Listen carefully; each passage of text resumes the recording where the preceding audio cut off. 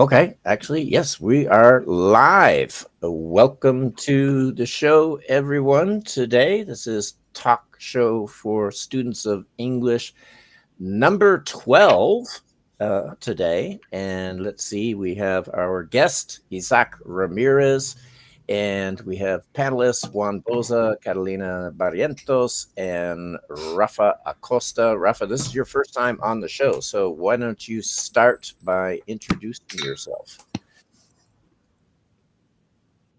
Okay, yes, it is. It's Rafa? my first time here.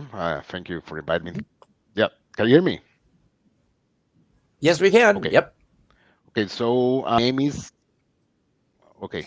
There is some a little bit of delay. Okay, so my There name is. is Rafael Acosta. I live in San Pablo, San Pablo de Heredia, from Heredia, Costa Rica. Okay, I live Mm-hmm, with my wife and my little kid.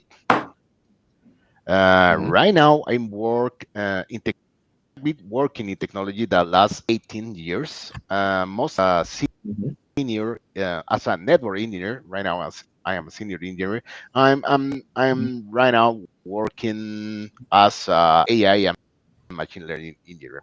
So I'm some kind of AI evangelist in my company. So that's a Oh, very brief I summary about myself. I Nice. heard you say that you were some kind of AI. I heard you say that you were some kind of AI. Are you real? Yeah, you're an No, AI expert, but you AI paused before you said evangelist. I expert. don't know. Oh, evangelist. Oh, wow. Oh, so you're all in favor Evangelist. of Yeah. AI. No, expert. No, I'm not an expert. No. Oh, okay. Uh-huh. I see. AI is going to save us, is it, Depends. No, Rafa? no. It's another, an, it's another, it's a new technology that is going to help us. It's not going, or it's not going to, we're not going about that. Yeah, there is Okay, a lot of hype about AI. So, yeah, right. Uh, it could yeah. be a very good next, next talk shows. Right, right. Yes, I think I might talk about it sometime. Yes, uh-huh. But are you real or are you an AI? Yeah, I'm real. Yeah. I don't know. I don't know. Okay. I have my doubts. Okay. Let's see. Okay. Catalina, you've been on the show before, but briefly introduce yourself, please. Hey, I'm Catalina Barrientos, and I'm excited to be part of this amazing talk show one more time.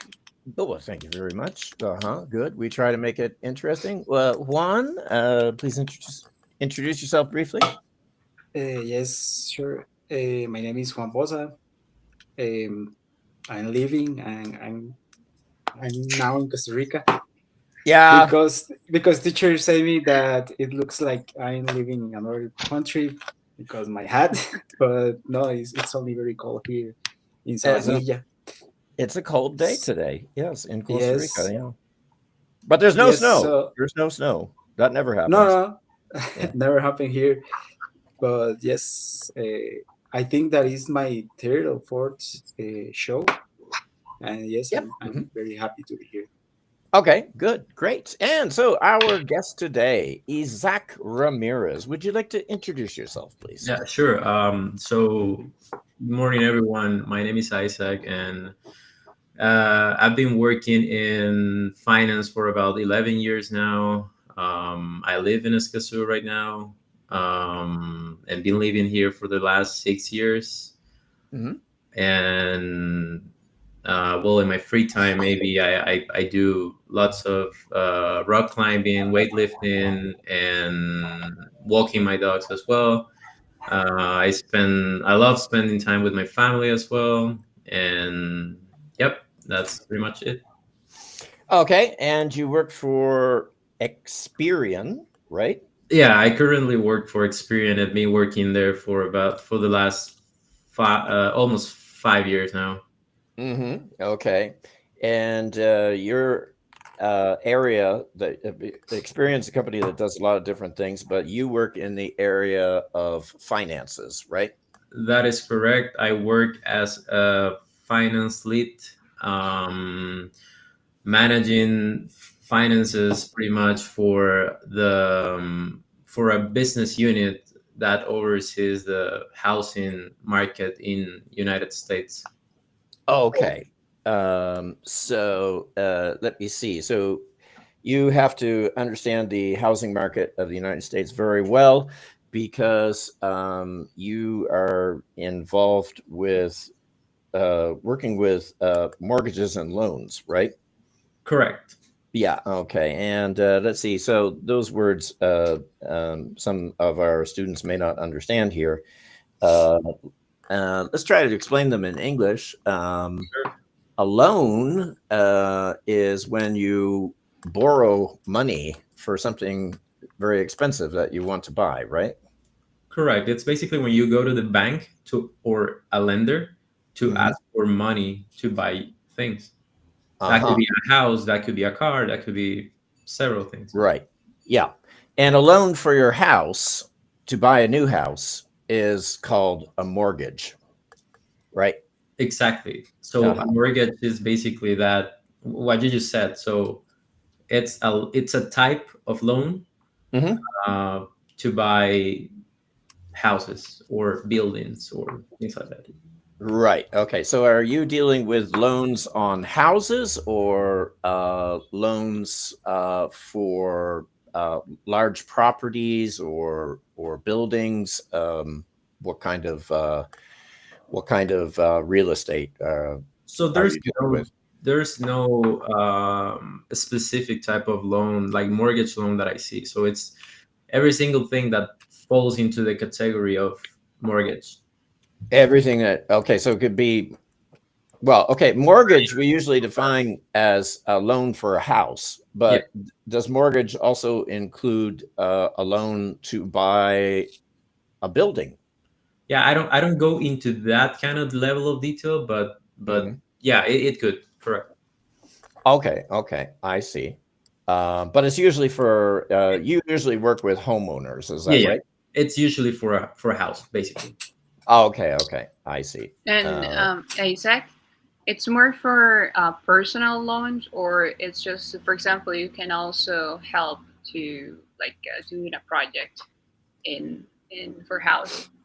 So there's type of mortgages, and you can do a mortgage for purchasing, like for purchasing a house first time, Mhm. for the very first time in your life, as part of your project.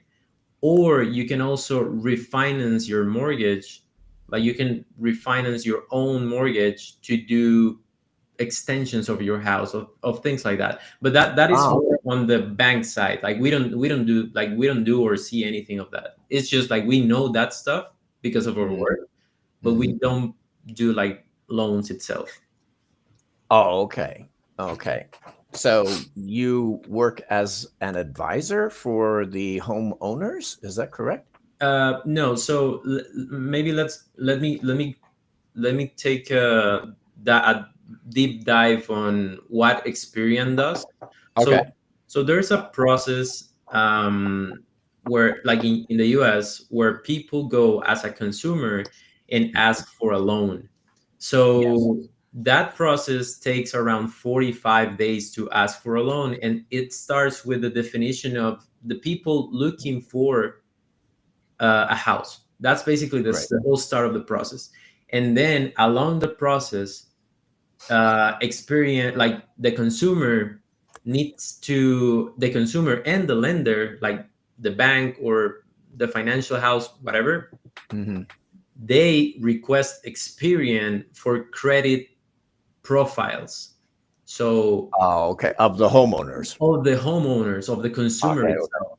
So Experian, as a credit bureau, one of the three big credit bureaus that are in the US, Hmm.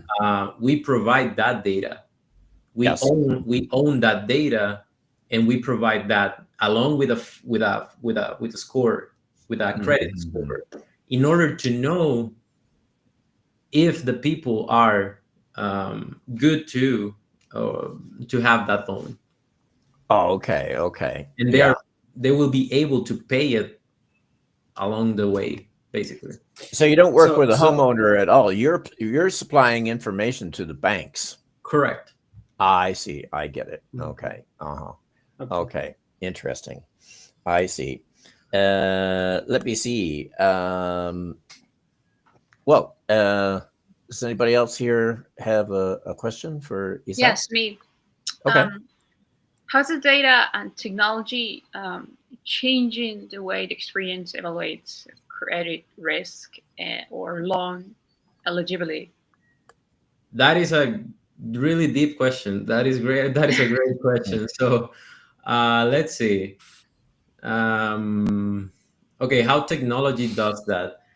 So there's a there's a score, right? There's a credit score that a company invented that it's called FICO. The company itself, like the company name, it's Fair Isaac, like my name, Fair Isaac Company something. I can't remember the full name, Mhm. but basically that company invented this algorithm, like a math algorithm, to calculate so many like variables for the for the consumers in order to calculate a credit score. Then Mhm. how technology is involved in all of like this situation. Well, first they of course invented that math problem and everything, and Mhm. now we are adding we are using like big data technology and analysis to provide data on top of that, um like charts and basically all of the credit data that people has in the US in order to try to get the loan, right? And how the eligibility works in the US is the credit score goes from a 350, I think, score to an 850 or something like that. So Mhm. if you're like on the high end of the 850, you're getting like the best rates for your Right. mortgage, you're getting like the best conditions, and things like that.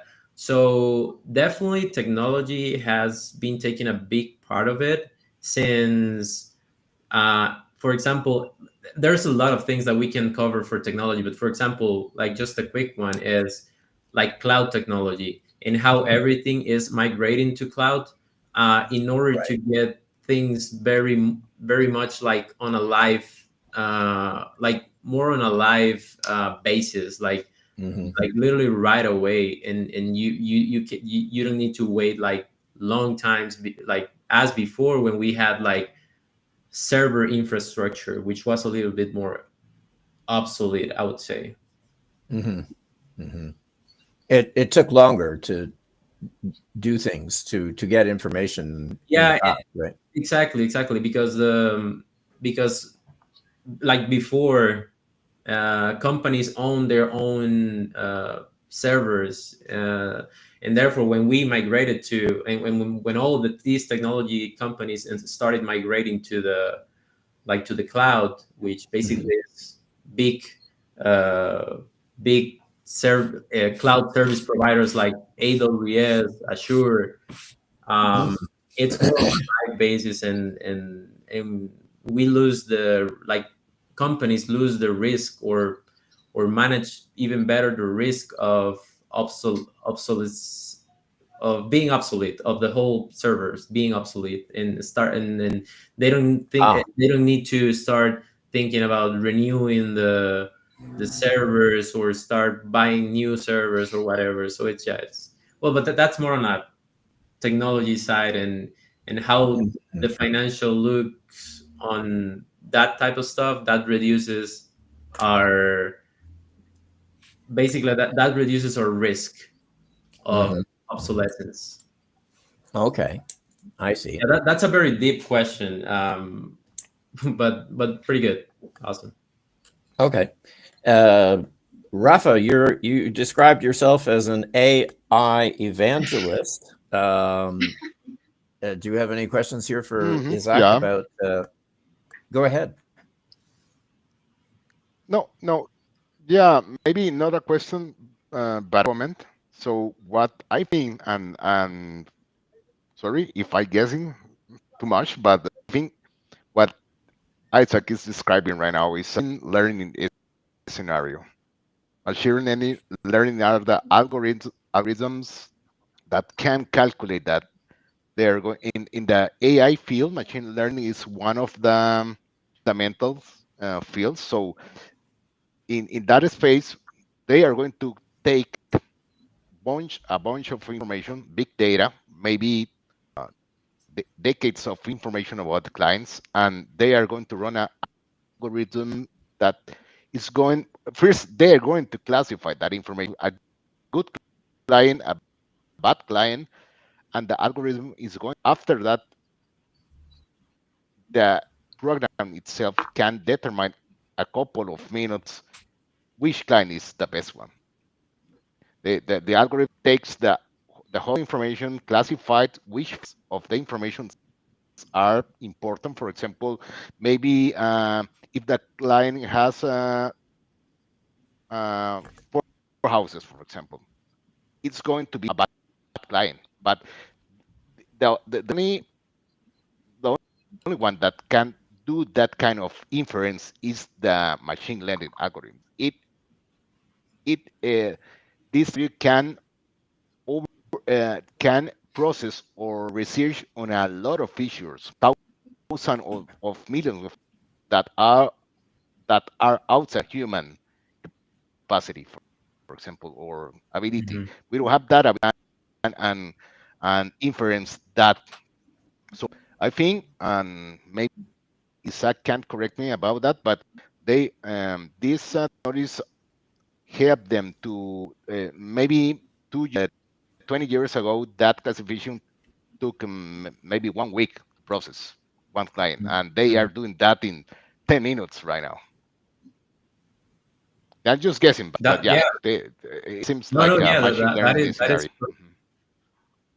yeah, yeah, that is totally correct. Like the latest models for credit profiles, they all use trended data based on machine learning algorithms, and they also use like cloud, like generate, like Gen AI, as you were mentioning, to provide a more Mhm. quick way to access data and things like that. So yeah, they're definitely correct. Yep. Okay. Uh-huh. Good Yeah. to know. Um, just a question I have here. We talk about AI and we talk about the cloud. Is the cloud a form of AI in any way? Or are they two distinct Oh, no, things? They're two distinct things. no. Yeah, yeah, different things. The AI is a technology that emulates human behavior. Cloud is not that. The cloud is Oh. how can I say that? A place where you can storage data, a place Mhm. where you can have resiliency, a lot of how can I say that? A recovery, disaster recovery plan. Some you are storing your Mhm. data in a virtual place where your data is replicated in every Oh, in okay. different areas of the world. So you Okay. can you can be pretty sure that your data, if you're paying that, but it's Mhm. just yeah, it's not inference. There is not any kind of logic. The Yeah, cloud the totally cloud different is thing. really a database. It's fundamentally a database, right? So you know how Yeah, before we it's a data public.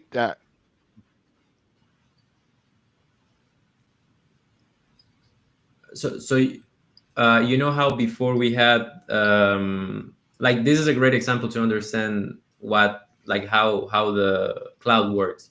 So Mhm. you know how we have our cell phones, right? Right. So before, like 10, 15 years ago, we had the SD cards, right? The SD Mhm. cards that go into the phone, right? So we pretty much store the whole thing there in our Mhm. physical card. Mhm. Now there's no physical card slot available in our phones anymore, like most of Mhm. it, most of them. Mhm. Now we store everything in the cloud, which Right, right. it defines as a basically like a network of servers that provides storage and yeah, and pretty much to manage applications for big companies. but Mhm, but yeah, mhm. that's a basic example of like to understand a little bit of cloud. Yeah. Isaac, do you actually use AI on the job? Oh, that's pretty good. That's pretty modern, I would say, because yes, we are starting to use lots of Gen AI on finance, like, and Mhm. things are evolving to a place where we are seeing even more of that. Um, right now, I can give you some examples of how am I using them. Like I'm using AI, for example, to write emails.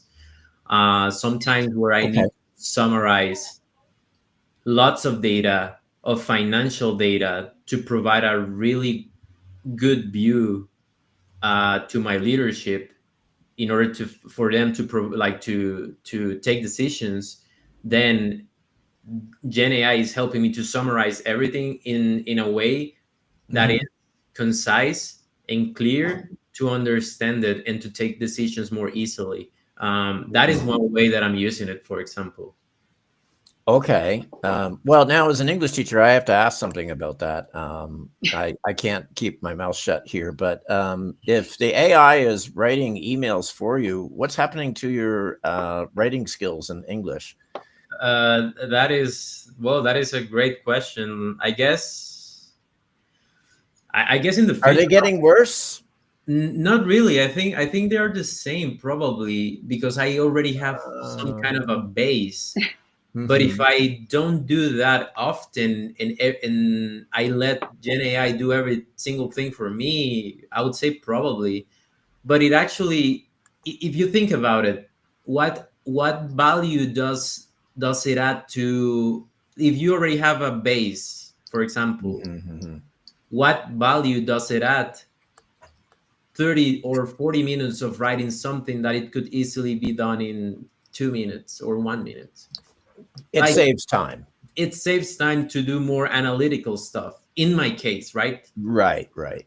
But in the Yes. case At of the same someone that is learning English, for example, uh, definitely, I'm not sure if it helps.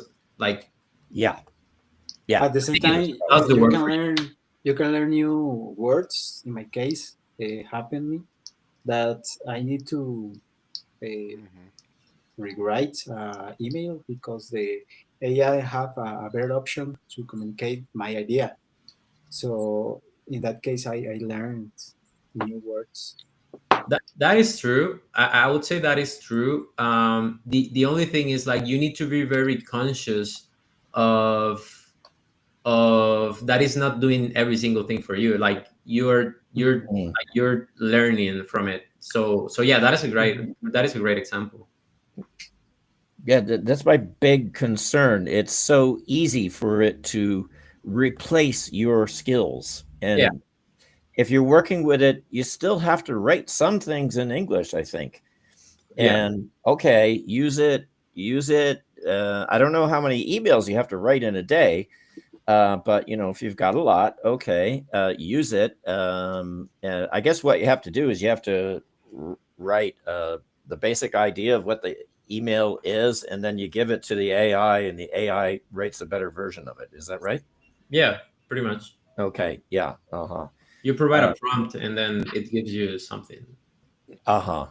Yeah, but we have to be so careful that we don't let it take away our skills, and because we still have to have those skills, I think. But I I agree. No, I agree with you totally. I uh, think I think what it does, what Gen AI does, is it actually you evolve your skills, or you upgrade your skills to a better point. Uh, mhm, if you use Gen AI, yeah. mhm. Okay, listen here. Let's change the topic a little bit because and we're talking about learning right now. So, and skill development and maintaining your skills. Isaac, let's talk a little bit about how you learned English. I'm sure actually that there was no AI around when you learned your English, right? Unfortunately, or fortunately, not sure, but yeah. I would say fortunately, yeah. Uh-huh. Yeah. Uh, okay. When did you first start learning English? Um, okay, so I started learning English probably around when I was in high school, like third year of high school, maybe. Like, Oh, yeah, I always listened to music in English, pretty much. okay. So I started like listening things like Linkin Park, Metallica, Slipknot. Nice. Yeah, I'm Sorry. I have to laugh about Lincoln Park. You said Lincoln Park, right? yeah, Linkin Park. Yeah, because we had a guy like about a month ago, and he said Lincoln Park was what helped him learn English. That so Going to an internet cafe, printing out the lyrics yeah, and learning what they mean, and then singing them. Yeah, okay. I that is didn't know. awesome. I really didn't know that Lincoln Park was Oh such an yeah, influence on people oh and yeah. helping them, learn to be able to speak English. That's really interesting. Yeah, I Okay. would say that now. Then, like, I'll steal that from that guy. So Linkin Park like taught me how to speak English. So Wow. Okay. yeah, no. So music. I've always listened to music in English. Probably at that age. Then of course I really enjoyed like understanding it. So I was doing that same thing, like not printing them, but I was looking for the web pages, and I'm looking for the lyrics and Mhm, checking the lyrics and what do they mean and things like that. mhm. And then further on the road, I guess in so I went to a technical high school to study banking and finance. um, Okay.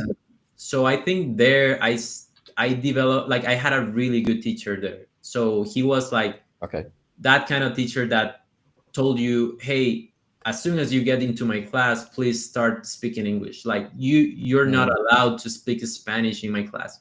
good. Yeah, So that's what I do. that is a great thing to do. Honestly, I think that's the best thing to do. And I think that helped me like a lot to kind of like start improving my English. And then Mhm, after that, like, I was literally in love with the language. So I basically, all of the content I consume, videos, movies, every single thing I was learning, like reading, seeing things in mhm. English. And so yeah, that's I guess that's how I learned. And then when I started all of my professional career, thankfully I started in companies like, well, I started at Intel like 10 years ago. Oh, really? Okay. Yeah, I was at Intel for about 3 years. And then I had to use English like all the time to like Mhm, either speak with my like business partners in there, or just to write emails and to understand the systems as well, and emails and things like that. So that helped me a lot. Then I moved to VMware, where I, of course, kept developing my skills in English. And mhm. then I was at VMware for around 4 years, I think, and then I moved to Experian now. And so yeah, that's basically the. Okay. I see. Yeah. Anybody have any questions here? Isaac, so Intel was your first work in English. Correct. That was my first job. Well, actually, my first job was at Banco de Costa Rica. Uh, Okay. Okay. yeah, but I lasted there like three months, I think. Oh, Because really? yeah, like the job, like, you didn't have, so like at that point in time, I didn't have so much opportunity to growth as I wanted to. Okay. And I remember the only thing that I was doing there was actually practicing my English. And that is funny because Really? yeah, because that was the bank that is located in front of the US embassy. Okay. in Costa Uh-huh. Rica. So we had a lot of U.S. Expats or things like, or people from the U.S. Right. to the bank. So when they like when they come to the bank, like I remember everyone was like, "Hey, we don't speak English. Like, who speaks English?" And I was like, I do speak English, and that was Uh-huh. the only thing, like good thing I would say that I was doing there. So pretty much Okay. just speaking English when they come. You So you yeah, had you had contact with customers. Were you a bank teller? I was sort of like a bank teller. Yeah, Okay, I see. Or you're working on a yeah, platform or something like that, right? yeah, bank teller platform. That's the Okay. yeah. Okay. I see. Okay, interesting. Um, yeah. So it was really at Intel. That's where you were suddenly really intensively using English, right? Yes, that's correct. That's where Okay. everything begins, at least in the professional side. Uh-huh. Uh-huh. I see. But if you're going to learn English, you have to find someone to speak it with. So you're going back. You were in a technical high school, but yeah. Did you meet people? Did you make friends with people who speak English at some point, or um, Um, that's a good question. No, not really. I actually tried to speak it with with my friends mhm. at that point, but I don't know. They were like it wasn't as a good experience, I guess, because we were like sort of like the same level, maybe. Right, right. So yeah, but at the end, that helped a lot as well. Sure, but yeah, Mhm. definitely you need to find someone to speak it with for sure. Right, right. Or to write in chats. That's not quite the same as speaking, but it is a way of interacting in Oh yeah. English. Yeah, I don't know. Were you like part of a Lincoln Park fan club or something like that? No, not really, not really. No. Never, Okay. never was. Yeah. Okay. But were you actually using English? Were you writing English online? Uh, let me think about that. No, I don't think I was writing in English. I think that particular skill was pretty much in high school when I like did homework, things like that, Mhm. and maybe tests, but that's it. And then of course, when I got to Intel, yeah, I definitely had to upskill my writing skills for sure. Oh, I see. I see. So there must have been a transition there when you first started working at Intel. Suddenly, oh wow, so much English. Was it like English all day long? Um, yeah, I would say so. Like most of it, like every single email that you write on these companies are like is Mhm. English. Like there's no way of yeah. So it's every single email, but Mhm. um, but I would say not 100% English because you sometimes speak to, I don't know, you're like at least at that point where I had a local Mhm. supervisor here or a local manager or whatever. Mhm. Of course, you speak Spanish with them. Mm. Mhm. Oh, okay. Yeah. So the office talk was in Spanish, but Yeah, office chit chat, things like that. It's Spanish, and then, yeah. but you definitely need to have a solid understanding on what you're looking at, and in things in terms of emails, Mhm. calls, tools that you use in the work, and things like that. Yeah. I mean, and when you were doing that, you were writing your emails in English. You didn't have a translator probably that you could do it for you, right? No, no, Yeah.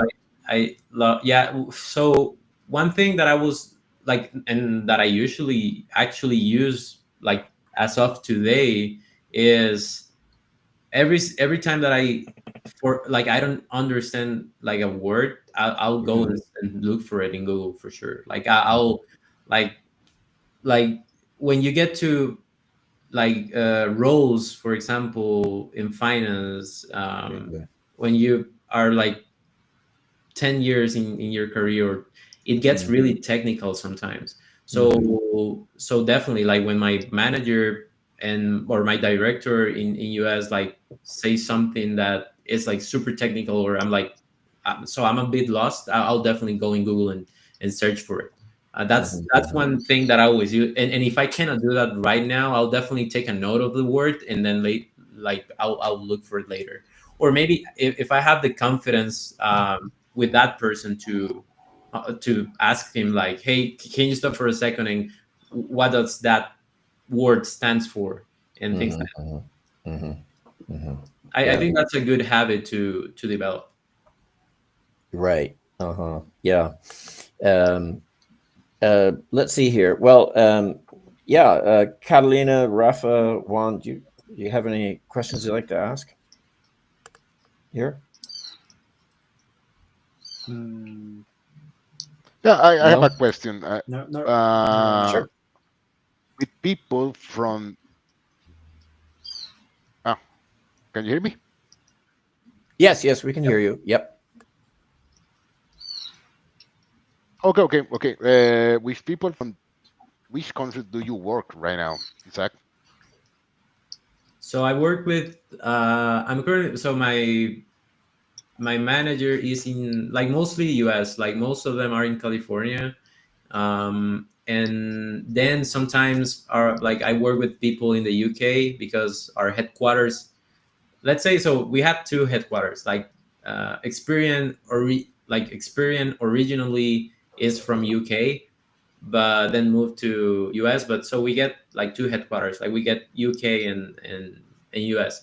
Mhm.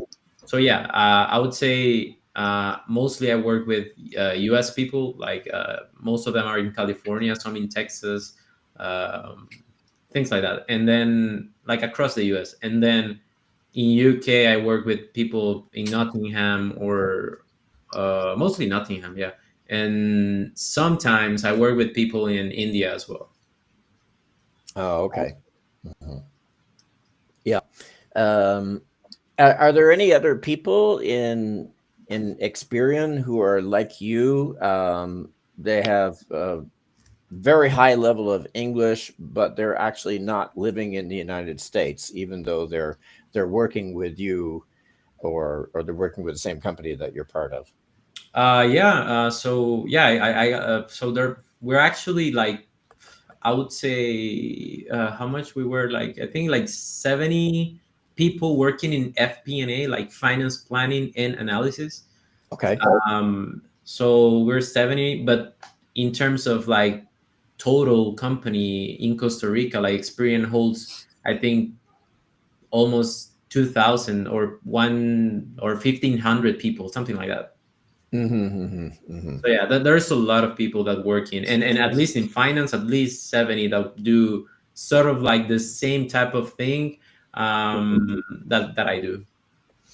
Mm-hmm, mm-hmm. I see. Yeah, but it sounds like a lot of people working for your company, they could actually work from anywhere in the world, and I'm wondering if some of them are actually digital nomads. So that's a good question. So right now, like the policy that we do is in Experian is we can work from anywhere in Mm-hmm, Costa Rica at least. mm-hmm. So we can go and work in, I don't know, Puerto Viejo, or we can work in whatever, like whatever you want, As long as you have a good internet connection. as long as you have a good internet connection. Correct. And Right. then from abroad, like working abroad, we can do up to 2 weeks, um, because of regulations, right? Things Oh, like, okay. yeah, like Experian, it's in a tax-free zone. So so Here in Costa Rica. yeah, yeah, here in Costa Rica. Okay, okay. So that of course, there's a special type of regulation that we need to follow. So that kind of thing, and also Okay.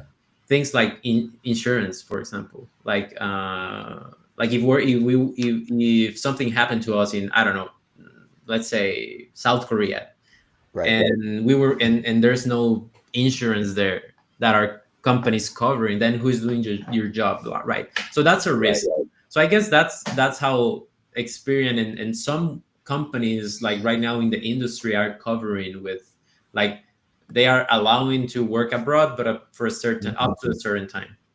I see. I see. So actually, you would not have your job if there were not an Experian office here in Costa Rica, right? Right. Yeah. Right. Right. Okay. Uh-huh. Yeah. Um, do you find there's a really great advantage working for a U.S. based company while living in Costa Rica? Yeah, for sure, definitely. Like I think the culture itself, it's really nice. Like Hmm. they really well, I like I can't speak for Experian. Like I cannot speak for all of them, but at least for Experian, they really care for their people, so which is Oh nice. yeah, And yeah, that's yeah, nice. they do like benefit wise and things like that, like, and Hmm. remote working 100%, like that's things that they are valuing their people. So Okay. yeah, that definitely like I would say, at least in Costa Rica, that is a great place to work. Like think like US based companies, I think they're really good. Like I've always like I've always had like really good experiences with them. So Hmm. like yeah, I can say that they're the best places to work, at least in here. Yeah. Correct me. Anybody. Correct me if I'm wrong about this, but my understanding is that Amazon here in Costa Rica has just recently fired a large number of the Costa Rican employees. Is that right? Yeah, Uh, that's right. Yeah, Most of them, but not all at once. not all of them. Okay, yeah, and I think it was mostly customer service people that they fired. Oof, I don't Does know the anybody know about that? question. which one? Which company? Sorry, I Amazon. Amazon. Oh Amazon. yeah, yeah. So I heard about that. I think they lose like they fired like people on customer service accounts. Yeah, Hmm. and I'm not sure like how the count but goes, but at least of what I've seen like in socials, I think at least 100 people. As far as this week, but yeah, I'm not that uh, knowledgeable of that. So they Actually, didn't. They're not firing them all at once. They're firing them probably in waves, right? oh yeah, they're probably doing waves. Yeah, Yeah. Okay. that's a Um, thing to do. but that I think that just goes and shows that that's a company that doesn't value its employees. They let them go. Yeah, and I think that's also part of the uh, yeah, of course, yeah, they do, but like that's not a great move, of course, from them. But I Right. I also think that it's that was a bad decision from the CEO in the pandemic. Like they hired so many people, like Amazon Yeah. did. I think Microsoft did. I think lots of tech companies actually did that over the pandemic, like during COVID, the whole COVID Right. situation. They hired so many people to because they thought, okay, so the work increased, and they were thriving during the pandemic. They were doing really Yeah. good. So they Right. were like, okay, let's hire this bunch of people Hmm. and start doing like, because we need to support so many, like so many, so much, like so many more business. And at the end, they didn't like things are slowing down, like Hmm. regular pace. So now they are, of course, like with all of this burden of people that are actually not Right. Right. wired. So that was part of the same bad decision that the CEOs took in at that point in time during the pandemic. Well, that's the thing is if you have such a huge number of people working for you, then your employees are not something very valuable. And as a matter of fact, that you have to pay them so much. And if their business has slowed down, then yeah, they can't justify keeping them. Yeah. Totally, totally, yeah. That's But a like that's a business decision, but it's of course affecting people, so it's hard. Yeah. right, right. Yeah. I think it's going to create a huge unemployment problem here in Costa Rica. I will say that a lot of those people being laid off from Amazon, they're going to have really good English skills. Oh yeah. So if another company wants to come down here and is looking for a lot of people with good English skills, they'll be able to find them. Oh yeah, yeah. So yeah, it might actually attract companies. So I have a student. We're kind of getting off topic here, but it's kind of interesting. I have a student who's actually helping a Chinese company set up here in Costa Rica. And why is this happening? Well, it's because of the huge tariffs that the United States has put on China, right? Mhm. And the Chinese companies are looking at it like this. Yes, there are tariffs if you produce a product here in Costa Rica, but they're only 10%. And I think in China, there's something like 60%. So there's actually a very good possibility. We have a lot of depressing news about employment and things like this these days, right? Mhm. There's a very good possibility that other Chinese companies will want to set up here in Costa Rica because of the fact, yes, there are tariffs here, but they're so much lower than they are in China. Right. So yeah, but Well, John, adding to that, it's not only because the competition. Well, it's about competition. mhm, It's very normal in global restructuring. The lay off in multinational like Amazon or even Intel.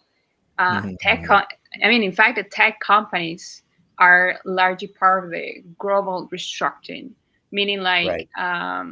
factors including um, demand scaling temporary growth structures from the recent years. It's more about the increased adoption of artificial intelligence. In fact, like it's a competition.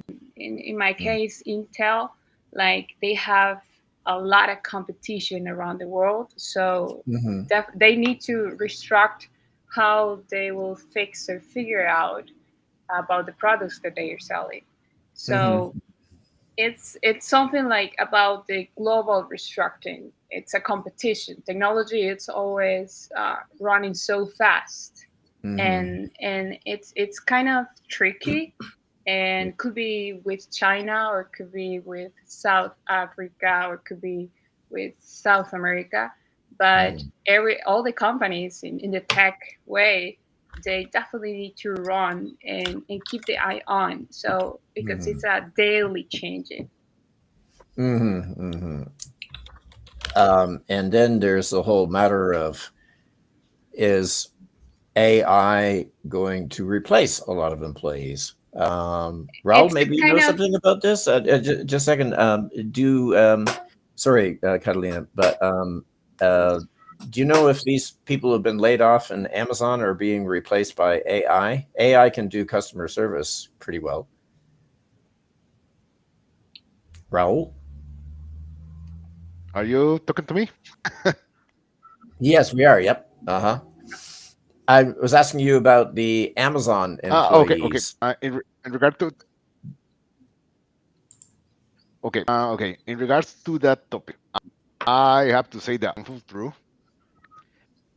What I know right now, and Salesforce is one very good example of Salesforce is going to lay off 3,000 people the next year, and it's because yeah, and that people works in the client support space, and that's an AI chat or automatic support stuff or something like that. I don't know how to. Automatic support agent is placed that Mhm, because they did a test with a AI that supports people, and they did some kind of survey. They didn't mhm. they didn't find any difference between the human support and the AI Mhm. support. So that's the reason they that Oh, decision. really? It's ugly. It's very ugly. But I think that no, but something very important is that the layoff life cycle of these big companies. Today could be me. Tomorrow could be another person. we will need to live with that because we that happened to me the last year. I My team's doing their job pretty well, and yeah, suddenly we lose our jobs. So yeah, it's ugly, but awful, but it's part of the cycle of every company. It's the way they play.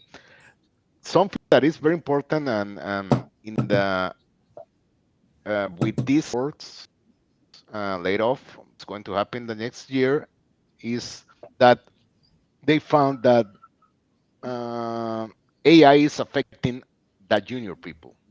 If you're a senior people, AI is going to help you because it's very easy to replace a junior guy that is trying to support people, but it's not very easy to replace a senior manager, a senior engineer, a senior everything because Mm. AI doesn't have the it's not it doesn't have the capacity to or create behavior as a senior person. Yeah, that's the reason there is something that Not was yet. human in the loop, and it's the fact that uh, uh, Not yet. yes, every we will need to be very careful. No, yet we will need to use because, for example, like Isaac does with his emails. I'm pretty sure that he reviews every mail that he sends despite the fact it's Exactly. created by an AI. You cannot trust that AI is doing the right job. It's like to having a junior junior helping you. So you will need to review what he's doing. Mhm. So, right now they say in the United States that in the last 5 years or so, the people who have just graduated from university and are looking for jobs, they're having a really hard time finding jobs because, as you say, a lot of these junior level positions are being replaced by AI. So, Rafa, Yep. what do we do about this? How is this good for No, humanity? no. This happened. Uh, this behavior like a cycle. It happened several times in the human history. For example, it happened with the I think with the printer or the newspaper. I don't remember this, but Well, it yeah, yeah. Hmm. happens every with the 200 newspaper. years. Yeah. So there is there is every I don't know, maybe 50 years, 200 years, we have a new technology that creates laid off. People are going to jobs, but finally the people start to or end. Um, I, I forgot the word. We need figure out what is the best way to take advantage of that the the the news, for example. Yeah, AI Yeah, is going to create I think laid that's off, but it's going to create a lot of new jobs. Hmm. exactly what Rafa is saying. Like that's my take as well. I think that AI is here to upscale our skills, and it's part of a cycle as well. So in that way, we can basically upgrade our skills in our jobs. Now, for example, in my case, at first in my career when there was no AI, I was writing emails.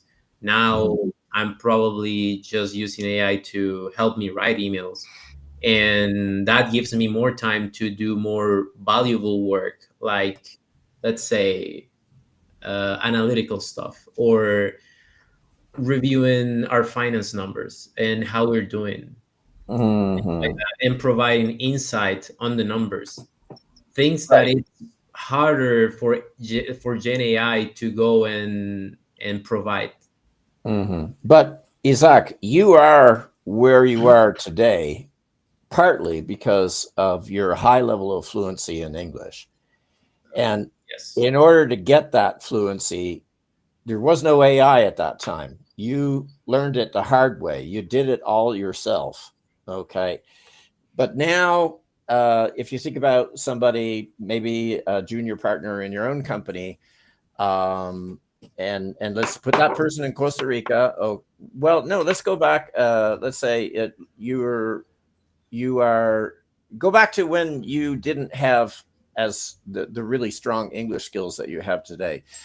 I mean, now it's just so easy. Instead of taking all the time to learn English, you can just get AI to, well, you can get AI to write your emails in Spanish, but then you can also ask it to translate it into Spanish. You don't have to do that work anymore. true. So this is my concern: is like, how are people going to get a very high level of fluency That's a in tricky English? perspective, John, because I'm just adding, sorry. So, for That's okay. example, Isaac, he write his email or he asked the AI to do it.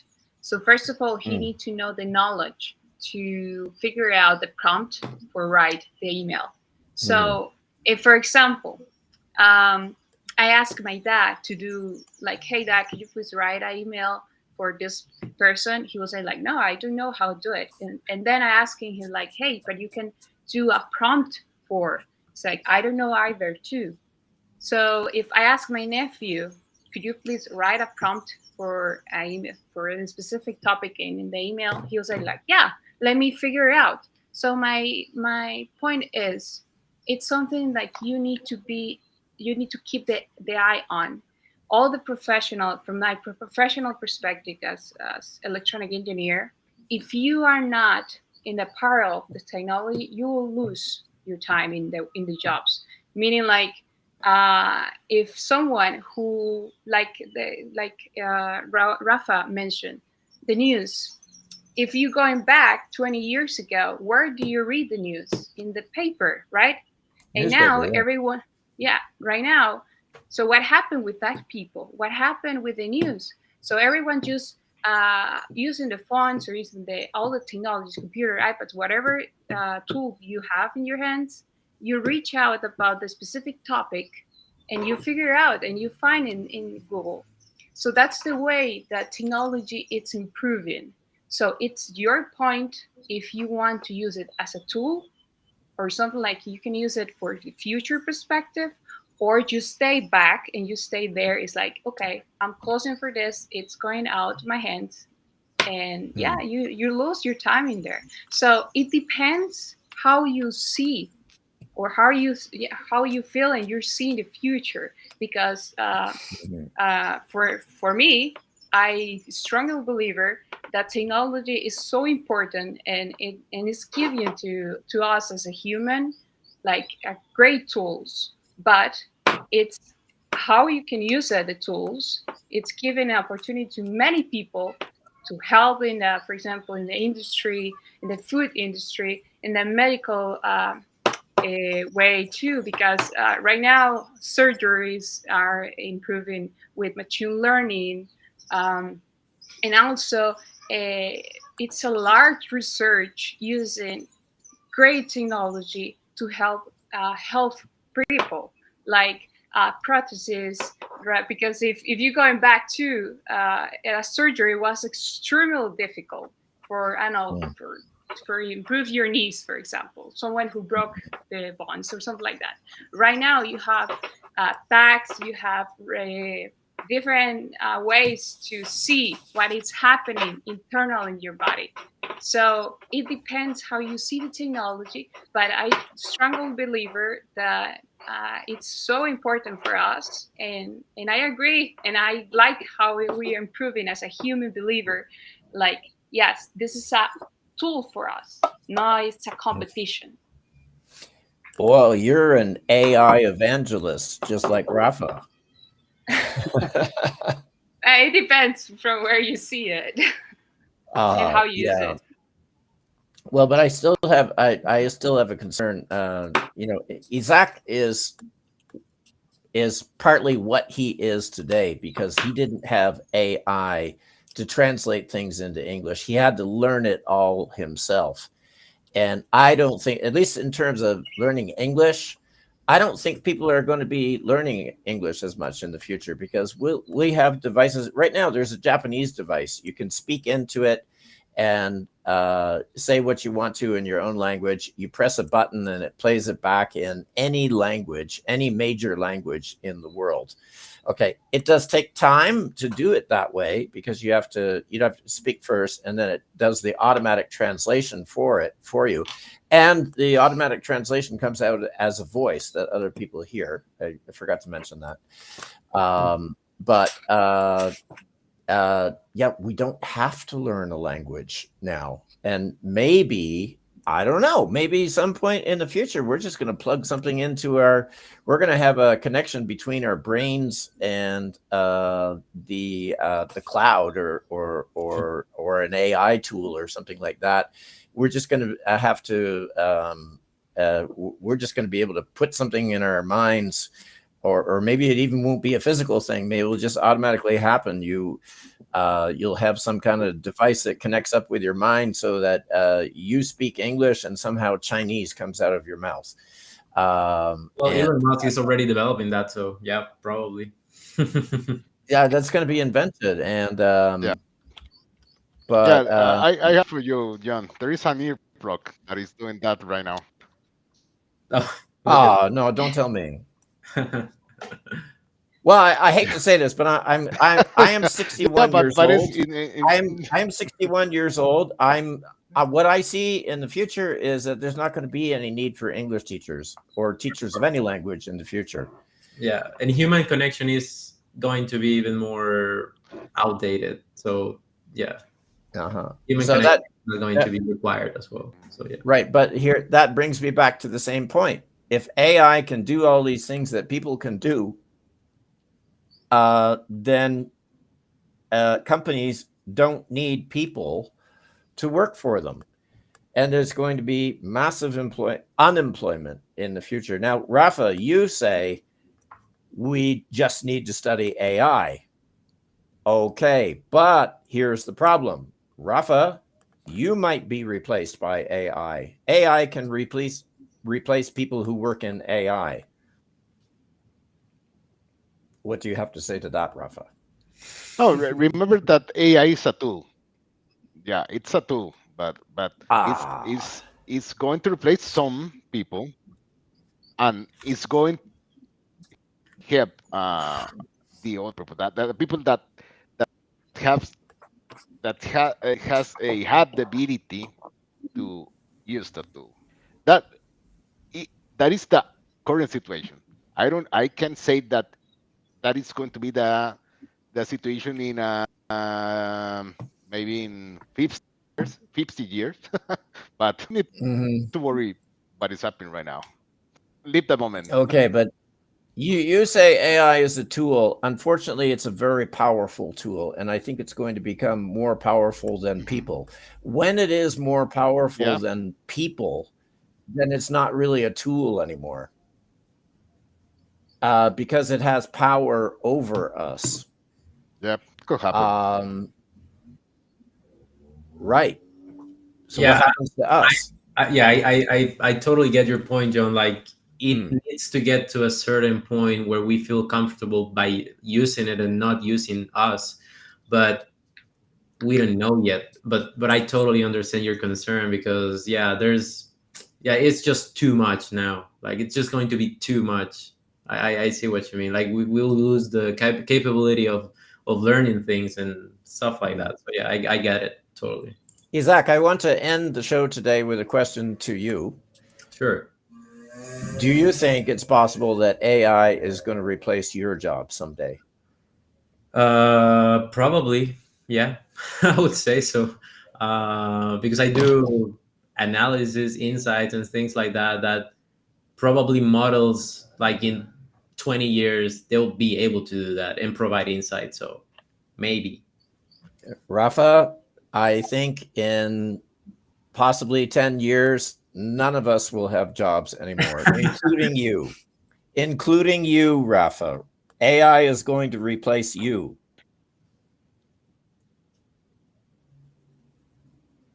Yeah, yeah. We have to find that up quickly.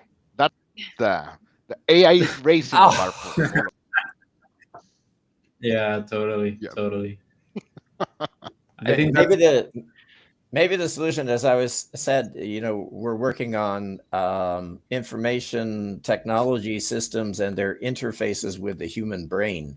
So possibly what the solution is to upgrade our own brains so that we work with AI, yeah, um, so that we get some of the power of AI in our own brains. And that's the only thing I can suggest. But if you don't have that, my So, concern is that the AI is going to overpower and replace us. right. Yeah. Okay. Well, listen, we've done more than no, an hour and that today. you I are saying do right not. now is called synthetic. What you're saying right now is synthetic intelligence, and it's another part Synthetic intelligence. Okay. of that Okay. kind of Yeah. we yeah, we have AI, which is synthetic intelligence is where the computers can create their own thoughts without Right. Right. using option. Yeah, but Right. There's an. another uh, arena that is progressing very slowly. Right. There's an expression that we have in English. Maybe some of you have heard it before. If you can't beat them, join them. Right. You Mhm. understand what I mean? Yeah, Yeah. Yeah. So maybe in the future yep. we all have to be interfaced with advanced clouds and with some kind of AI that operates in coordination with our brains or something like this. I don't know, but okay. The future is coming very fast. Yeah. Yes, Okay. that's right. Good. Well, let's see. Yeah. Well, very interesting topic today. I didn't think that we were going to go in the direction of talking about AI, but yeah, that's where it went, and yeah, very interesting, very thought provoking today. So, thank you very much, Isaac, for being on the show today. That was really interesting, and yeah, that's it for today. Then, okay. Sounds good. Thanks for having me here, and it was a pleasure for like meeting you all, guys, and good luck with your English journey. Pretty much. Yeah. Uh huh. Thank you, Right. Zach. I Thank Yeah. you. encourage you all to Okay, nice to meet continue you. developing your own English skills rather than having AI develop it for you. I'm with John on Or, this one, so yeah. right. Uh-huh. Okay, good. Okay, That's it. Thank you very much, that's fair. everyone. Thank you, guys. Take Okay. care.